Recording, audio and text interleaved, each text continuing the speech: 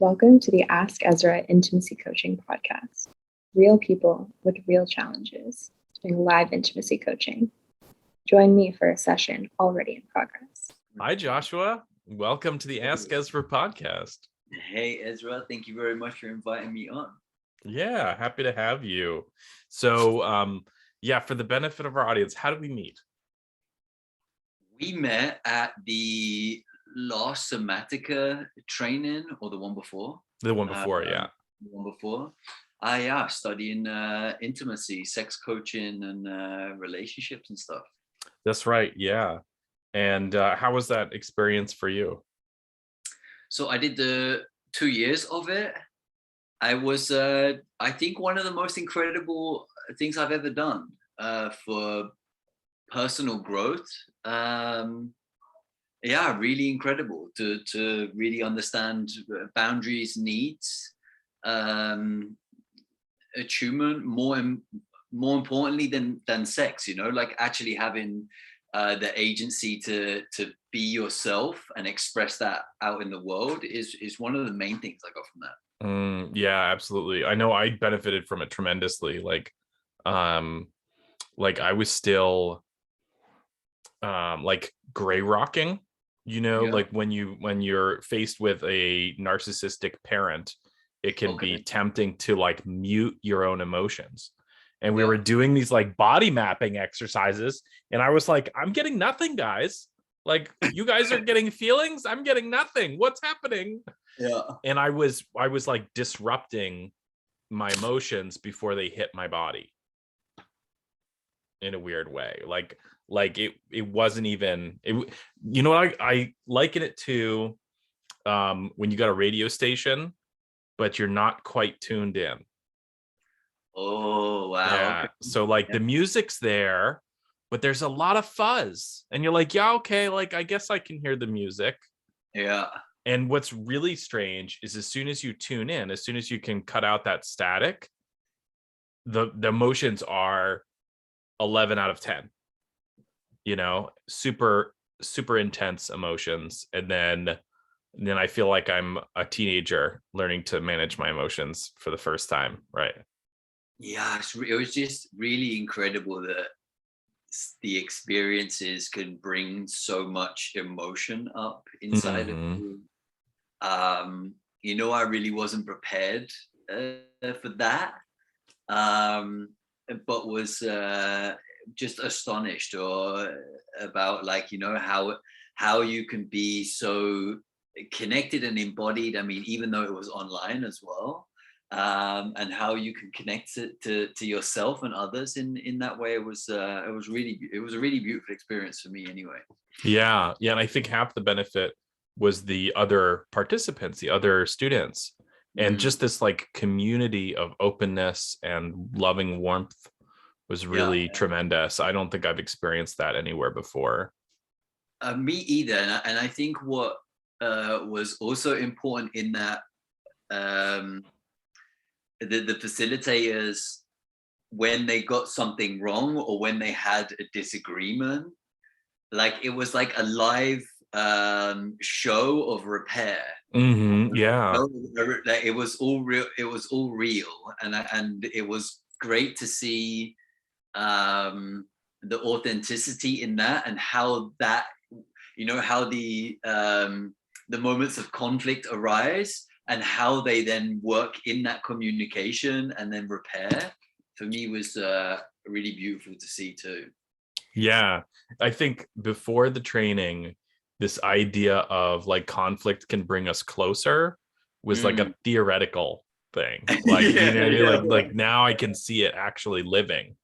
Yes, let's have a conflict, because then I get to learn about where we might butt heads, or where we don't match up exactly, right? And then once we get through it, we've got that shared experience. We've got that, it's like riding a roller coaster. Yeah. And how you can actively listen to somebody, take that time to really listen to somebody, rather than rather than in conflict where you are kind of the blame game shame idea, and more come into it in a much more connected, loving way. Yeah, well, it kind of blew my mind, you know. Yeah, absolutely.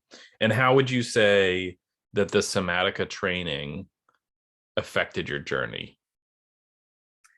The Somatica training affected my journey in so many ways. I think the first year for me was a lot to do with working through my shame around my sexuality and who I was.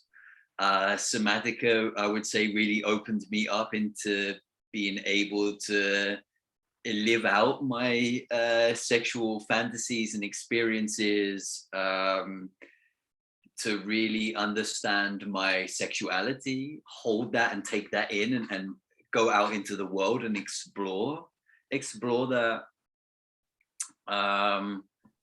Yeah, really, I think working with Somatica really brought me to or really helped me in certain sense to bring me back to my true self.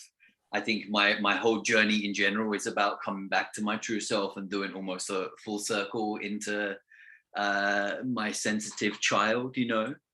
And I think Somatica played a huge part in helping me express who I am as a human out in the world, you know. Like, how do I sit into who I am, understand myself authentically, and then express that to the world? How do I express my needs and boundaries in a connected way, and also understand that I can take space in the world, you know? Mm-hmm. Yeah, absolutely.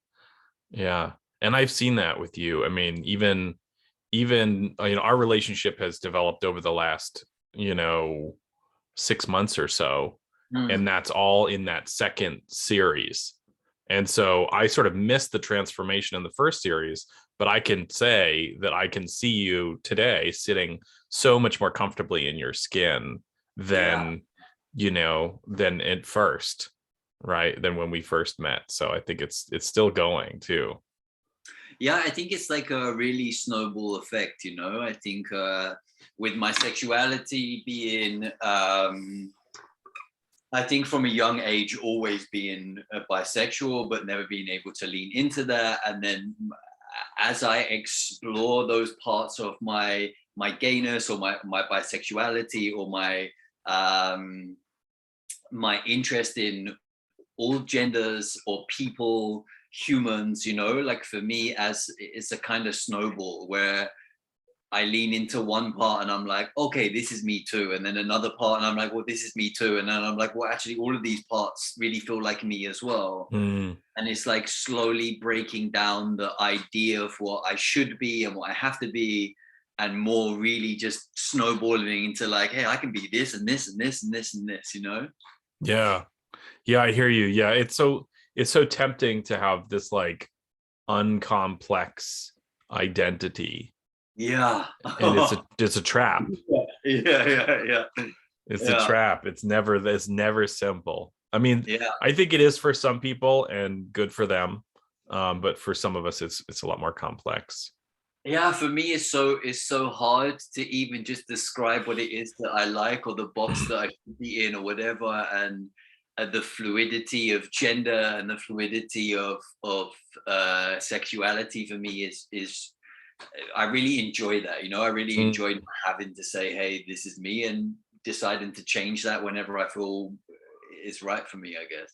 Yeah, I think for me, the Somatica training like really changed my journey, because it gave me more precise tools to address challenges. It's almost like, if you got a pocket knife and you got to take out a splinter, you can manage, right? It's not going to be pretty. It's not going to be pretty, especially if it's your everyday knife and it's a little dull, right? But Somatica gave me a scalpel. Somatica gave me like forceps and a saline rinse. And even more valuable, I think the tools were really valuable, But I think even more valuable were the relationships that that I formed, because there were these people who were also on similar journeys and could validate my experience. And it's such a trap to feel like you're the only one suffering in that way, right? And you never are. There's no new ways to suffer. No. Right. So there's always somebody who Yeah. can commiserate. Yeah. I think shared experience and being in huge groups of people where everybody's like, yeah, I have this, is kind of like, I'm definitely not the only one. And just even sometimes listening to others share their experience is almost self-healing as well, because you get something out of somebody else's experience too, where you receive that the suggestions and the recommendations of how to navigate some of the issues that you have through the experience of others. Yeah, absolutely. And I think something that was really interesting that I did not expect is that I sort of was discovering my gender identity just before Somatica, and I like came out on TikTok or something, like to my internet community, but it's not a super intimate space, right? Yeah. Like you get written comments back and it's like, okay, that's what it is. But Somatica was like, we all got a chance to introduce ourselves, or sort of like, say how we felt like we were part of a marginalized group. And I was like, I'm genderqueer, I'm non-binary. And it was so wonderful to have like such a receptive audience for that, and I don't think Somatica really did justice to non-binary individuals or trans individuals. I don't think that there was like really any material on that kind of person. However, I felt like the group was so welcoming, was so inclusive, and there was like no resistance. Nobody was like, I thought if I came out as non-binary to a room full of 100 people, like a couple people would be like, no, you're not. You look like a man. Stop. But it didn't happen, and that was really healing, to be able to be like loved in a way that I was, just for who I am, and not, put stipulations on. So. Yeah, I agree with you. As much as the non-binary and certain parts within that wasn't necessarily within the text, I think you're right. Like the group of people that they bring together is definitely incredibly acceptive of who you are, what you want to be, and I think that was one of the most beautiful things about it. Yeah, I think there's something really beautiful about like herd intelligence, right? Like the instructors came to the table with like a set of knowledge, and it was a really valuable set of knowledge, but also the room full of people, like together our knowledge is almost infinite. And like there's this weird phenomenon where if you have like a jar full of jelly beans and you're like, guess how many, then you only have a certain chance of being right. But the more people you have guess, when you average them out, it gets closer and closer to the exact number. Oh, okay. Yeah, because people are wrong, but they are equally wrong more and less. And there's like a bell curve, right? And more like, you ask infinite people how many jelly beans are in the jar and you average it out, it's always right. Wow. Okay, yeah. So that's interesting. So so Joshua, tell me, you're working on an intimacy coaching practice. How do you envision that? How do you, like, maybe not what's the end goal, but like, how do you see it existing when it's sort of self-sustaining or fully developed? That's a great question. I think for me, there is a goal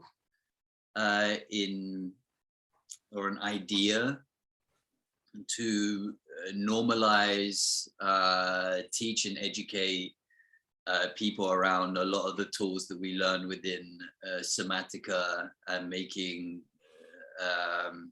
the idea of also mainstream porn, and changing our ideas of what sex can be and what sex is. So within my practice, I work also a lot with art exhibitions, in helping them create somatic exercises and breathing techniques within certain pieces of art. There is an art exhibition happening soon, and there is a lot of pieces that are purposely confronting around trans bodies, Black bodies, disabled bodies, non-binary, and some of the pieces are purposely confronting. And the idea that we have within this exhibition is that we give people teachings and trainings and homeworks that they can bring home and really start to reparent themselves around their ideas of gender and sexuality. And then through that, I hope that then bleeds into my practice, where I have people from these experiences wanting to explore more of what that is and what that means.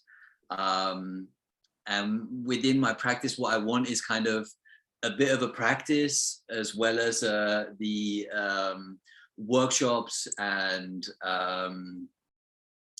to facilitate programs. So for example, I'm a co-founder of Shmut Cinema, and what we do in Shmut Cinema is that we bring ethical porn to cinemas with a short Q&A or workshop at the end. And that is another form of, or modality of me trying to help people understand what sex is and how we can have that, and, you know, really playful. It doesn't have to be PIV. It can be just real sensual. It could be silly, you know. I think for me, there is just so much in this world that I want to bring, and coaching is just one of those parts. And that connection in a solo or a dual setting with the relationship with the couple is great. But for me, I also want to broaden the circle that we have. You know, we're I feel like you and I are very much in a circle. We can communicate on a real level. But when you kind of step out of that circle, it's kind of like, oh my God, there's so much work to do, you know? So as much as I want to help people within coaching, I really want to broaden that to the mainstream, and you know, help people connect also in different modalities. Yeah. So practical question. When the porn is over and the Q&A starts, do I need to stop masturbating then, or can I continue? I feel like in those moments you can continue. You know, like great, that's awesome. I would say, you know, like bring a big bucket of popcorn, or like a good blanket or something. Yeah, sure. So it's not to disturb the other guests. I understand. It's not completely to disturb the other guests. I mean, you're free to do you. The Netherlands is a much more permissive place than the United States. Yeah, I think especially within our events, like the porn is fun and silly and weird. Like for me, I haven't yet. I was at the Antwerp Porn Film Festival a couple of weeks ago. I haven't yet seen anybody masturbate in the cinema yet, but maybe you can be our first. Sure, or maybe they're just really discreet. Maybe they're just really considerate of the other audience members. Maybe. So this is very thoughtful. Yeah. So I would love to answer that same question. So like the question was, how do you envision your practice developing? And this is something I think about a lot, right? I've been coaching for some time, and I think when I started, I really just wanted to serve the BDSM community. Yeah. And I wanted to, like, I felt like I had status, and I had I had status and I had skills and I had like a lot of resources within the BDSM community to like help serve me in my development. And I wanted other people to be able to have access to those things. Yeah. And I realized pretty quickly that there's only so much good that I can do in that space, and that the skills that I was developing are really useful in a much broader context. And so it's almost like I feel like I'm not answering my own question, right? But it's because it's not how do I envision it? It's how is the vision changing, right? Because it went from BDSM coaching to intimacy coaching, which is it's an expansion, right? Now I'm looking at going from intimacy coaching to life coaching, which is like another expansion. It's like I was looking at 1% of the picture, and now I'm looking at 100% of the picture. And what's really interesting to me is like my heart is in intimacy, but there are people who do not know that the problems they are having in the world are intimacy challenges, right? Like you could be a CEO and you're not getting your team excited, and you're like, why are we not meshing? Why aren't we communicating? Why aren't we sharing the vision? And the issue is intimacy. They connect to themselves and others. There's so many like intimacy jamming things like shame and guilt and all these things like gum up the mechanics of our own existence. And I think my destiny is to help people be loving and more connected. And like the easy way to say that is like, okay, better sex. Yes. But like it's everywhere, right? Intimacy comes into play with your family, with your friends, with your coworkers, and your lovers. Of course, your lovers, but like intimacy to me is like, how do we relate to people? How do we connect to people? And I think like, hey, did you know Ezra does private sessions? I loved working with Ezra one-on-one. It really helped me feel empowered to explore my sexuality. Call or email today. So here's the really deep one. Ready? What is your personal journey like these days? Wow. I really like that question because these days, at least so I was in burnout the last while, as you know.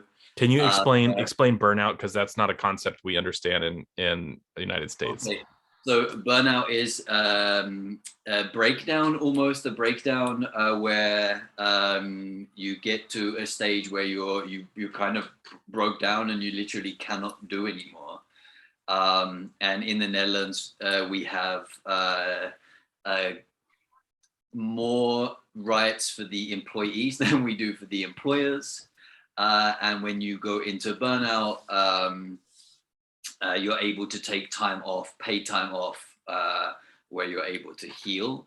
So I've recently been in burnout because I was trying to coach as well as do work in engineering as well. And my journey through that has been really incredible because I feel like at this moment in time, I've never really felt so much myself. I've never felt so authentic in me, in how I explore intimacy with others, how I explore relationships, how I understand my past trauma and my triggers and my needs and my boundaries. I don't get them all right all the time, but what I do have at the moment is this level of connection to myself, a level of safety and love in the world. And I feel at the moment I'm able to pick apart certain parts of things that I haven't worked through. And I'm able to work through them in in a really embodied way. And as I work through each part and as I explore that out in the world, I just keep coming back to myself, you know. There's like this extra level of authenticity in me where I know myself just that little bit more and just that little bit more.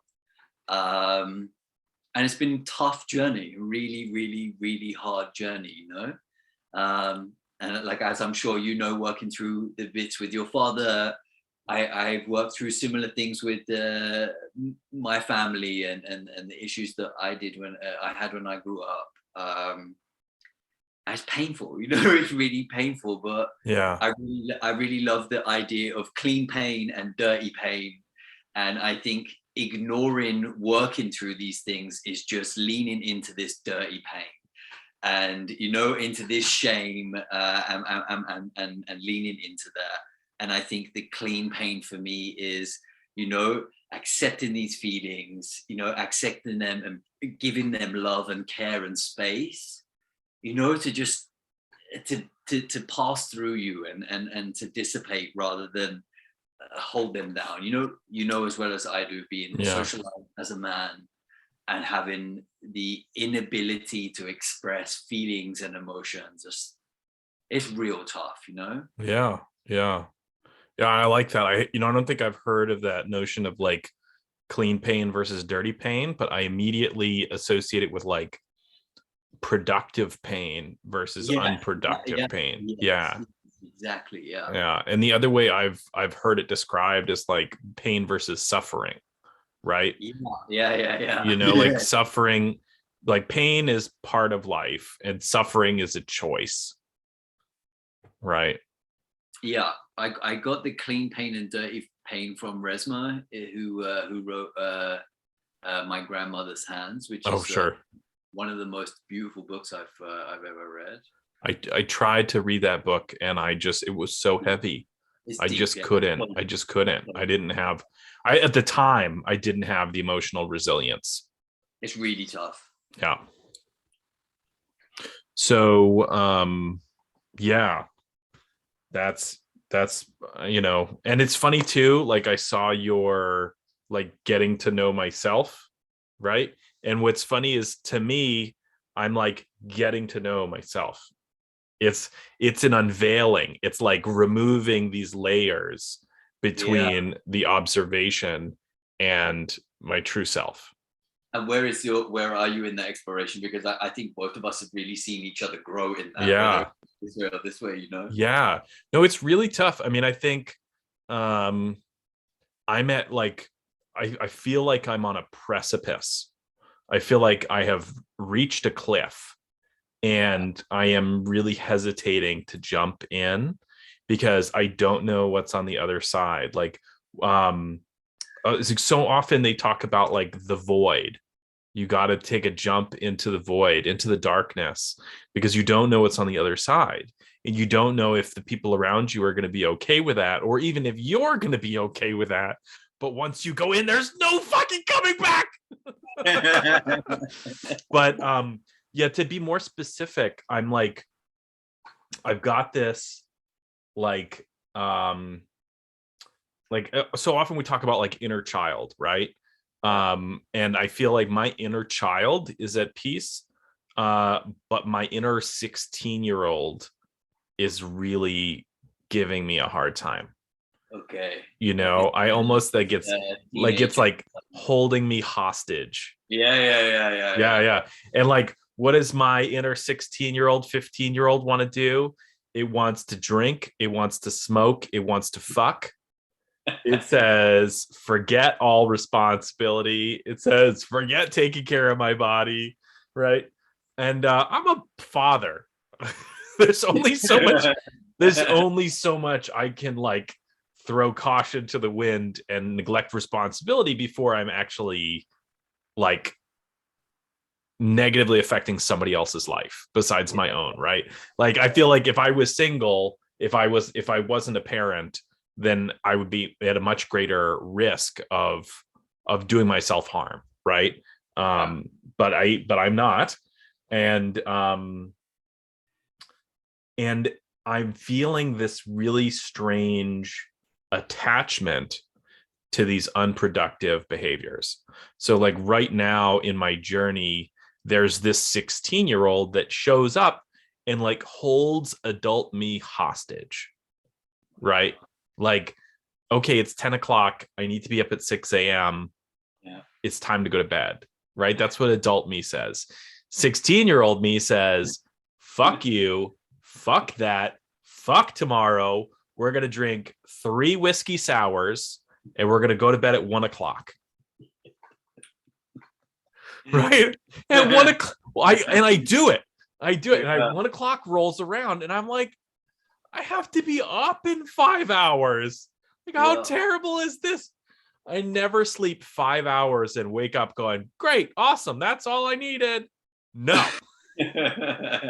So I pay the bill. That was great last night. I feel great this morning. So, and there's good reasons to stay up, right? There's good reasons to burn, the candle at both ends on occasion, but like scrolling TikTok is not one of them, And so I'm like, it's a challenge. And what's really challenging is I feel like the next step is really giving that up. And I don't want to, and I think I'm afraid I'm going to like lose him forever. I'm going to like, if I put away the 16-year-old, I won't get access. I won't be able to just be carefree and like totally in the moment. And that's just a story.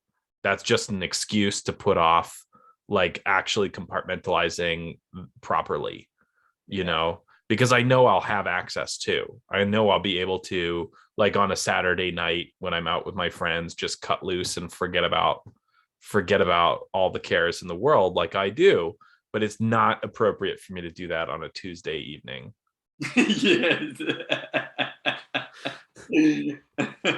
So that's where I'm at in my journey. And and I'm working through a lot of challenging emotions and experiences. And I've had the same therapist for about 10 years.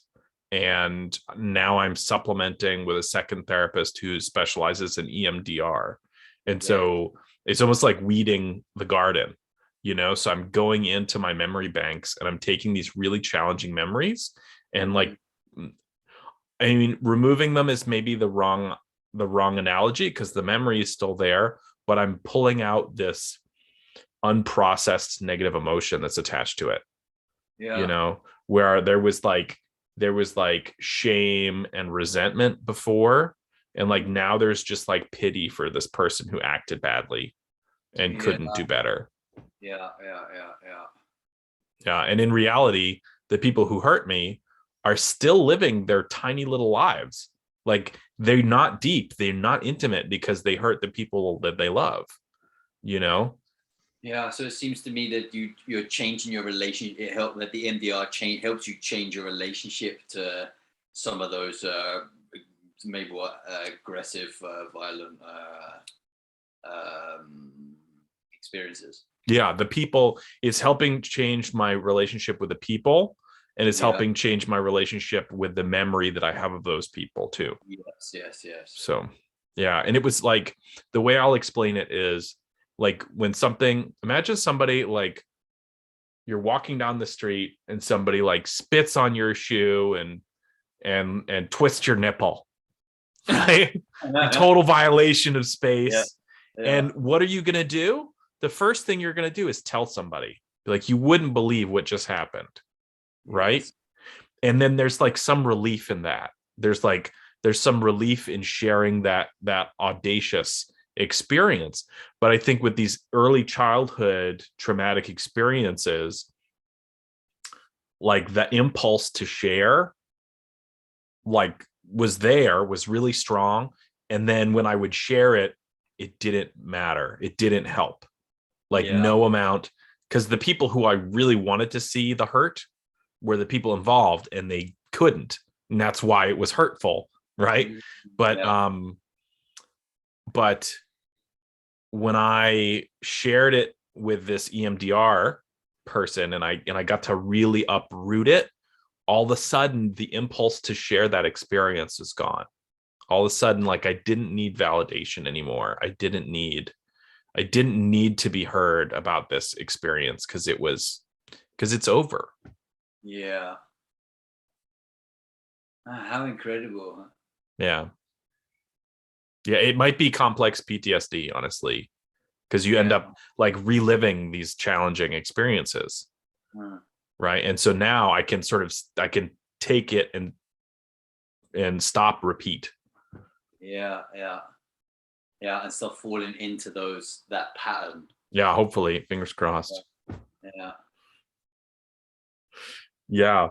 Or at least have the awareness or the tools to know you're in that pattern and how to work out of that. Because I think there's a lot of people that talk about like ego death and this idea of getting rid of these parts of you, when I think in general, at least for me, it's like these parts are still there. They may be quieter and I have more tools to deal with them, but I feel it's more about being able to sit into them, acknowledge that they're there, and let them kind of give them some love and be like, hey, like, great, this was a great story. Thank you very much.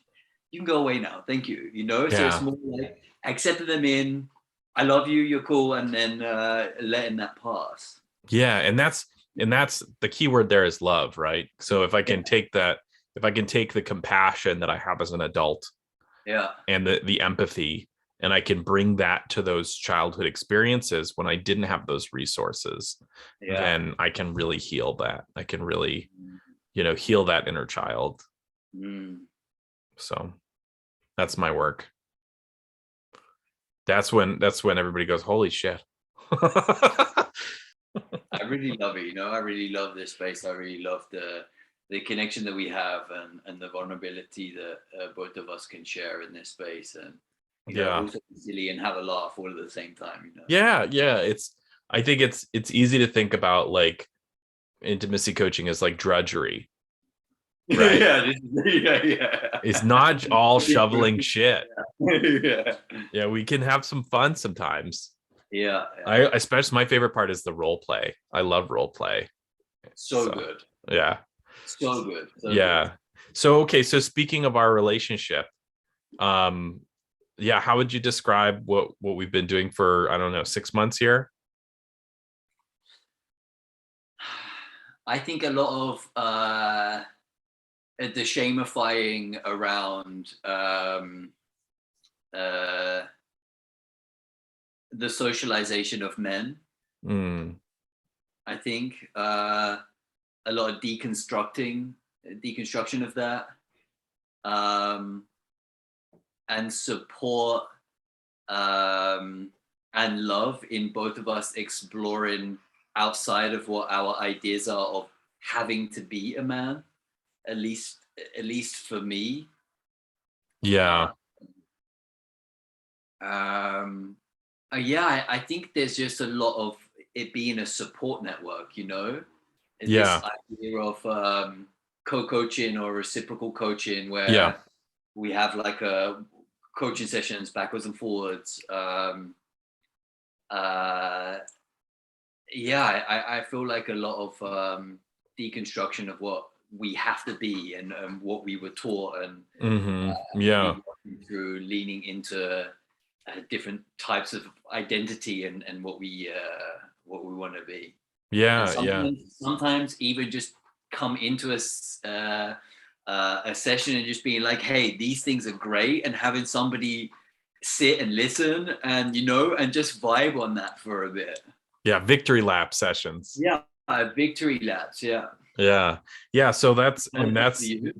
that is how I would describe it too. Like, I think I called it reciprocal coaching, where like I'll coach you and you'll coach me. And so we do. So for 6, I guess it was 6 months, maybe it was less, but it would be, 1 week I'm the coach and you're the coachee, and then the other week, you're the coach and I'm the coachee. And that, for me, especially while I'm building the practice, right? Like, you don't always have clients to work with when you're building a coaching practice. And I think every day that I do the coaching, I'm reminded that, yes, this is the right path. I'm on the right path. This is the right thing. And so there's this double benefit for me. Like I benefited from having you as a coach. I benefited from having that resource, but it also benefited me to have that experience and to have you in my care and to like have that, like, feel responsible to be like a companion on your journey of discovery, right? And I love that. I love the victory sessions. I love to be like, I finally got laid. Yeah, it's happening again, you know? So yes. Yeah. We'll save that for after the podcast. Yeah.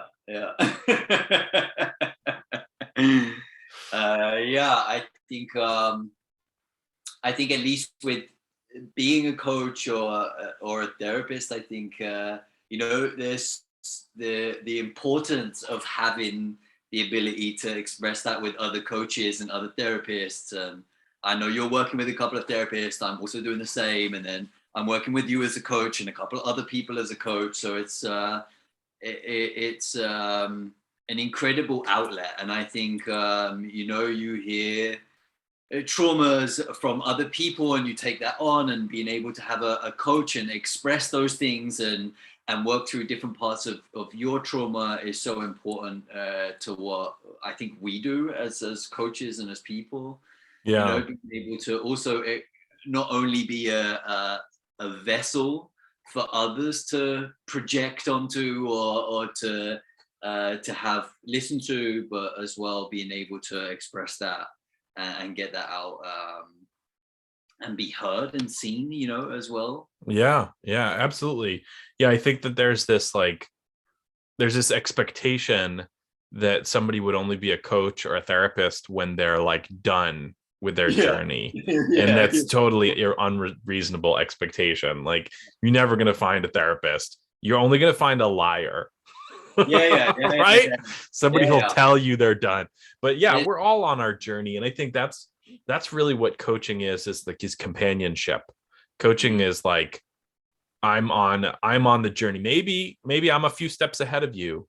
And so I could say, hey, watch that pothole, because I've been there, but I'm still on that journey too. And I'm, I don't think I'm ever going to be done. I think it's a life's journey, because at the end of this road is another road. And I wasn't satisfied at the beginning of the last road. So I don't know why I think I should feel satisfied at the end of this one. Right. So for me, I think it's just a case of, I feel like as the more I know, the more I don't know. Right. The more I explore within myself, the more I feel like there's more to explore. I really love the journey, and I really just don't ever see there being a point where I'm like, hey, I'm just so enlightened, I'm just so guru vibes or whatever. I just don't think that's the case. I don't think I don't think that's possible. There's no end. Maybe there is, but what fun would that be? What fun what fun would that be to be done? If you had no more trauma to work for, having no triggers, I can't imagine what that would be. And triggers are not like, I get triggered by roses in a positive way. I go, oh, that's beautiful, that smells wonderful. So triggers, everybody always says triggers is like negative, right? That's the only way they think about triggers. But when I smell passion fruit, I think about my high school sweetheart. That's a trigger, we did nothing but fuck. That's all we did. That's pretty phenomenal. Yeah, that's why I want to be my 16-year-old self again. Hey, show up for school, drink, smoke, and fuck. I mean, it makes a lot of sense why your 16-year-old inner child absolutely does not want to leave, Yeah. Well, and that's the thing, is I'm not asking him to leave forever. I'm asking him to be a little bit more responsible about when he shows up. Yeah. That's it. Yeah. So, and I think that's part of the resistance, is that there's this story that I'm going to lose him, that I'm going to not have access to him. But I think that's just an excuse to not do the work. Calling myself out.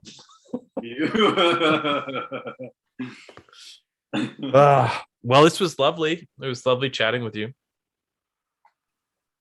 Always is. Yeah. So if people who are listening want to go to one of your shmut events or connect with you as a coach, how would they do that, Joshua? So you can find me on my website, which is www.joshuaneili.com, or my Instagram page, which you can also find on my website, which has my email, contact details. If you want to see a shmutz cinema event, then you would need to frequent Amsterdam. I do work and coaching online as well as in person.